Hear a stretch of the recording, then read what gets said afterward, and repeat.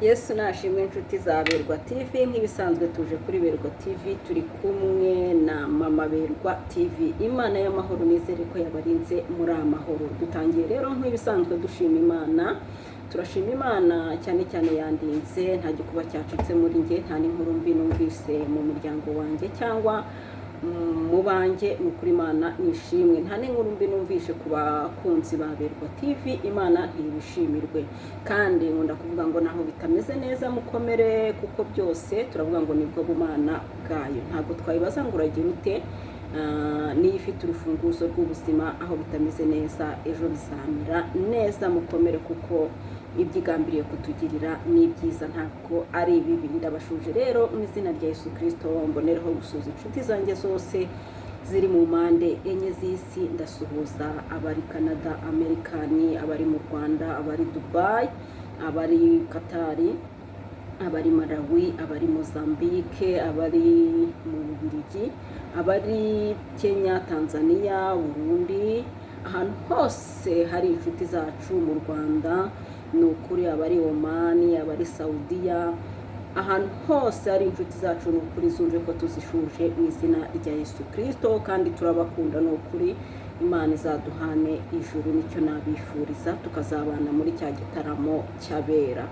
N'ibisanzwe rero tuje mu ijambo ry'Imana nk'uko bisanzwe. Reka tubanze twiragize Imana Data nyakubahwa, Imana y'amahoro n'urukundo, Imana y'imbabazi nyinshi, Imana y'ineza, Imana igira neza bugacya bukira.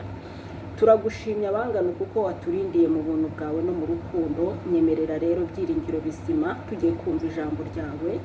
Ubanze utweze udutunganye, udukureho umugayo wose. Buri muntu wese ugiye kuryumva aryumvire muri wowe, kandi nanjye ugiye kurivuga ndivugire muri wowe, mu izina ryawe ryera, amina. Tugiye gusoma ijambo ry'Imana dusanga muri Luka. Tugiye gusoma ijambo ry'Imana dusanga mu gitabo cya Luka, ibice ni 9 n'umurongo wa 46. Bajya impaka z'umukuru wabo uwo ari we, ariko Yesu amenya ibyo bibwira mu mitima yabo. Azana umwana muto amuhagarika iruhande rwe, arababwira ati, uwemera uyu mwana muto izina ryanjye niyirye aba yemeye, kandi unyemera aba yemeye n'uwantumye. Kuko uworohereje muri mwe hanyuma y'abandi bose ari we mukuru. Twongere dusubiremo. Bajya impaka z'umukuru wabo uwo ari we, ariko Yesu amenya ibyo bibwira mu mitima yabo. Azana umwana muto amuhagarika iruhande rwe, arababwira ati, uwemera uyu mwana muto mu izina ryanjye njye aba yemeye, kandi unyemera aba yemeye n'uwantumye. Kuko uworoheje muri mwe hanyuma y'abandi bose ari we mukuru.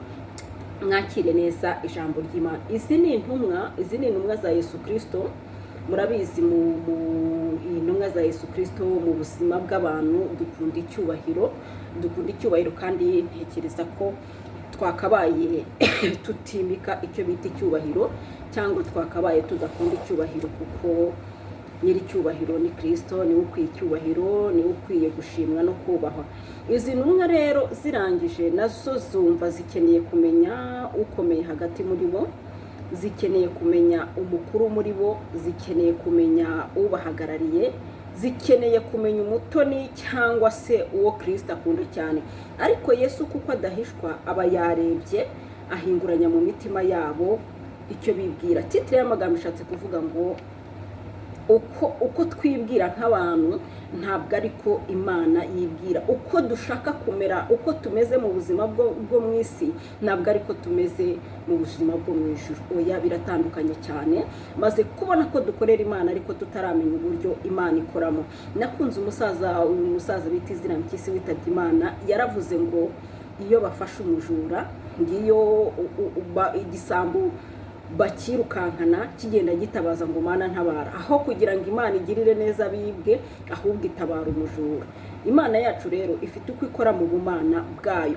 Aba rero bashatse kumenya nyiri cyubahiro muri bo, cyangwa bashatse kumenya ukomeye muri bo, bashatse kumenya umukuru muri bo, ariko ariko Kristo aba yamenye ibyo bibwira mu mitima yabo, kuko bumvaga bakeneye kavuga izina rye bakamenya ninde nawe yumvaga uwo bari kuvuga, uwo ari kuvugwa muri bo yari guhita yumva agize imbaraga. Bishoboka ko hari ukundi kuntu yari kwitwara, bishoboka ko hari ukundi kuntu yari kuvuga, bishoboka ko hari ukundi kuntu yari guhagarara. Haleluya, haleluya. Birashoboka yuko iyo Kristo avuga ngo ni Petero, birashoboka ko iyo Kristo avuga izina ry'umwe muri bo cyangwa se ni Tomasi, birashoboka yuko Tomasi yari kumva hari irindi garade. Kandi koko iyo Kristo avuga ngo ukomeye muri mwe ni runaka, ni Petero uba ku birenge byanjye ni runaka, yari guhita yumva byimbye cyane, yari guhita yumva akomeye. Birashoboka ko yari no kugira ubwibone, birashoboka ko hari n'ukundi kuntu yari kwitwara, ariko Kristo aba yahinguranyije, areba mu mitima yabo nk'uko Kristo areba ibyo wibwira, Kristo areba uburyo ushaka icyubahiro. Muri iyi minsi umuntu araba pasiteri, muri iyi minsi uragira uburyo ubona promotion, yaba mu kazi, yaba mu murimo w'Imana, yaba ahantu hose. Ugasanga umuntu yari mwarimu cyangwa se yari umukristo usanzwe, baramusengeye ku bupasiteri, baramusengeye ku budiyakoni, ariko ukabona imyitwarire yarahindutse, imivugire yarahindutse. None nabonye abantu basigaye barepeta kuvuga nk'abapasiteri. Ugasanga umuntu arashaka abapasiteri bafite imvugo yabo, abavuga butumwa bafite imvugo yabo, abahanuzi bafite imvugo yabo. Ugasanga umuntu aravuga haleluya mu rundi rurimi udashobora kumenya, ugasanga umuntu arikiriza hamena mu rundi rurimi udashobora kumenya, bitandukanye nuko abakristo bavuga. Ngewe nayobewe impamvu abantu, umuntu umaze gufata igarade mu murimo w'Imana, imvugo yitandukana, ingendo igatandukana, guhagarara imbere ukabona atandukanye n'abandi bakristo. Ese iyi mitandukanire aba ari imitandukanire yo mu mwuka wera, cyangwa ni irindi garade aba yambaye agahita ahindura imyitwarire akumva ko yabaye umuntu ukomeye? Ugasanga umuntu aravuga haleluya, ntabwo nashobora kubyiga. Bafite ukuntu bavuga haleluya, bafite ukuntu bavuga hamena iyo umuntu ubonye amaze kugira icyubahiro. Ariko sindamenya niba ari uko biba bihindutse byose, no mu buryo bwo mu mwuka no mu mubiri bigahita bihinduka, no mu mivugire no mu mitambukire bigahinduka. Ariko ababigishwa bashaka kumenya umukuru muri bo. Ijambo Kristo yabasubije ryanejeje cyane, ryankoze ku mutima cyane, ryanyubatse cyane. Arababwira ngo ushaka kuba umukuru muri mwe, kandi umukuru muri mwe numeze nk'uko uyu mwana muto ameze. Umwana muto nta mutima mubagira, umwana muto nta nzangano agira, umwana muto ntago azi guhisha. Bivuze ngo iyo ushaka kumenya ibintu byo mu rugo cyangwa ibintu by'ahantu, ushobora kubaza umwana muto akakubwira ibintu byose adaciye ku ruhande, mbeno ntabwo abaza utuntu tw'utunyanga. Ushaka kumenya amakuru y'ubuzima bwo mu rugo, ushaka kumenya amakuru nyamakuru, wabaza umwana muto. Kandi iyo Kristo arabwira ati ukomeye muri mwe. Kandi no mu kera ntabwo bubahaga abana. Umwana yabaga ageze mu bukwe, yabaga ageze ahantu runaka, bakamuhagurutsa bakicaza umuntu mukuru. Bivuze ngo uyu mwana muto uri muri bo, haleluya, wumva ukuntu Kristo yagereranyije ukomeye mu bwami bw'ijuru. Bivuze ngo umukuru muri izi ntumwa, cyangwa umukuru muri uyu murimo turimo, cyangwa umukuru muri ubu buzima, umukuru mu izina ry'Imana Data, nushobora kuba agaragara imbere y'abantu nk'umwana muto, ku buryo bashobora kugera hahandi uyu mwana muto bashobora kugera mu bukwe, bashobora kugera mu rusengero, bakavuga bati abana bato muhaguruke wicare. No mu ntumwa z'Imana uwashoboraga kuba yahagurukira abandi, uwashoboraga kuba abandi babaga bari bicaye wakabahagurukira, uwashoboraga kuba abandi bashaka kujya imbere wakajya inyuma, uwashoboraga kuba abandi bashaka kuvugana na Yesu ngo ntashake kuvuga. Uyu niwe wari ukomeye imbere y'Imana Data. Ariko abari bazi ko bafite ivuzi, bari bazi yuko bakunda kubaza, bari bizi Kristo yarababwiye ati ni ukuri ndababwira ukuri yuko umeze nk'umwana muto imbere yanjye, ari we mukuru muri mwe, ari ukomeye, kandi uwo ari unyemerera mu mwana muto, kandi unyemera abayemeye na Data wo mu ijuru. Barikanga kuko ntabwo wakumva yuko umeze nk'umwana muto. Biragoye. Umwana muto ahantu hose tuzi ko umwana yubaha abantu bakuru, tuzi yuko umwana ahagurukira abantu bakuru, tuzi yuko umwana yubaha abantu bakuru. Rero Kristo aradusaba kuba ku ubuzima waba urimo, waba ugeze mu itorero, waba ugeze mu itorero, uri umudiyakoni, uri umuntu ukomeye mu itorero, mbere yuko wicara ukicaza abakristo, aho niho uzaba ubaye umwana muto. Waba ugeze mu bukwe runaka, uri umuntu ukomeye, mbere yuko wicara hakicara abandi, wowe ukaba mwana muto. Waba ugeze aho bagiye kurya, mbere yuko urya ukabanza ukareba wa wundi bashyize inyuma, ukamuzana imbere, mbere ukaba mu buzima bwo guca bugufi cyane, ntushake kubyiganira umwanya w'imbere. Na Bibiliya bivuze neza ngo aho kugira ngo wicare imbere bagusubize inyuma, wakwigira mu myanya y'inyuma. Rero nguko uko Kristo yabashubije, arababwira ngo mu bwami bw'ijuru umeze nk'umwana muto. Bivuze ngo birakwiriye ko duca bugufi, birakwiriye ko tuba mu buzima bwo guca bugufi, birakwiriye yuko imbere y'Imana ukomeye ntabwo ukomeye muri iyi si cyangwa ufite icyubahiro muri iyi si ntabwo ari ko Imana ireba, ahubwo ireba uworoheje mu buzima bwe bwose, ireba uciye bugufi. Kandi tugerageze kurwanya agatima ko gushaka icyubahiro, kurwanya agatima ko gushaka kwishyira hejuru, kuko ubwibone iyo bushaka gufata umuntu cyangwa imbaraga za Satani iyo zishaka gufata umuntu zica mu cyubahiro. Ibintu byose ubona abantu barwanira, imyanya barwanira,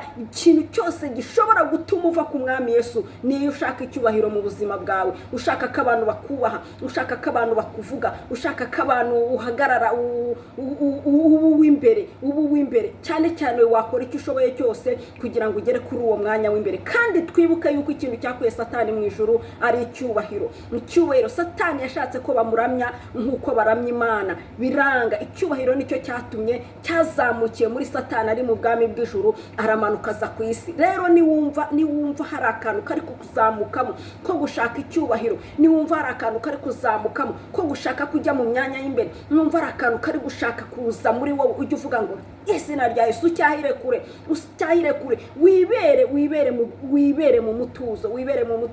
Nakunze umugabo Desire yarigishije, aravuga ngo ntabwo abantu twese twaza ku gatuti ngo tuvuge Yesu, ngo ariko hari abantu bameze nk'amatiyo, ngo hari amatiyo b'abakecuru n'abasaza, baza nkumi batajya baza hano ku ruhimbi, bahora basenga bingingira umuvugabutumwa uri bubwirize, bingingira korari iri buririmbe, bingingira abakristo. Aba bantu batazwi ariko b'amatiyo bashobora kuza mugashiduka muri robine bigezemo, ariko utazi aho amazi yaturutse. Ibaze tubona amazi muri robine ariko ntabwo tuba tuzi inzira yaciyemo mu matiyo. Naranezerewe cyane, ntabwo tuba tuzi inzira yaciyemo. Aba bantu b'amatiyo rero bubahwe. Bivuze ngo ntibazwi mu bigaragara, ntibazwi mu rusengero, ntibazwi muri korari, ntabwo bazwi, ariko imbere y'Imana Data barazwi. Aravuga ngo ushaka kuba uwa mbere mu bwami bw'Imana nace bugufi amere nk'umwana muto. Nakubwira ngo niba ushaka kuba uwa mbere mu bwami bw'Imana, icire bugufi, wibere mu kwicira bugufi, wibere mu kwibanira n'aboroheje. Umuntu wese witwa ikirema muntu umuha agaciro, kuko Imana nayo izakubaha, kuko umuntu wese yaremwe n'Imana, yaba ukijijwe n'udakijijwe. Umwubahire ko ari umuntu, wamwerera imbuto, wamucira bugufi, nawe akabasha kubona agakiza. Wamubera uw'umumaro, wamubera uw'umugisha, kuko iyo wereye umuntu imbuto birashoboka yuko wamukuruzi neza akaza agakurikira Imana wakoreye. Ni ukuri ndabakunda, reka twibere nk'abana batoya, duce bugufi, kuko tumenya ibanga yuko umeze nk'umwana mutoya ari uzaba uwa mbere mu bwami bw'ijuru. Ibyo twibwira mu isi, ibyubahiro dukeneye mu isi, ntabwo ari byo bikenewe mu bwami bw'ijuru. Ibyo twibwira mu isi, imigendere tugendamo, ntabwo ari byo bikenewe mu bwami bw'ijuru. Nyakubahwa Imana y'amahoro n'urukundo, biragoye yuko twabasha kwicisha bugufi, ariko wavuze yuko utadusize nk'imfubyi, udusigiye Mwuka Wera, kandi uwo Mwuka Wera ari umufasha. Reka buri muntu wese ugiye kumvira ijambo umusukire Mwuka Wera amufashe guca bugufi, kugira ngo tubashe kuba aba mbere mu bwami bw'ijuru, kandi tubashe kwitwara nk'abana bato. Urakoze, urakarama, byiringiro bizima. Ngahira ijambo nirigeraho dikura naho ridukitsa, buri muntu wese azabashe kukunezererwa. Njyambaje nizeye izina ryawe ryera, amina. Shalom, ndabakunda, ni ukuri duce bugufi, nizere yuko munyuzwe umuntu wese waba unyuzwe akore subscribe, akore share ndetse na comment, tujye tubana mu ijambo ry'Imana rya buri munsi. Mugire umugoroba mwiza, ndabakunda n'Imana ibarinde.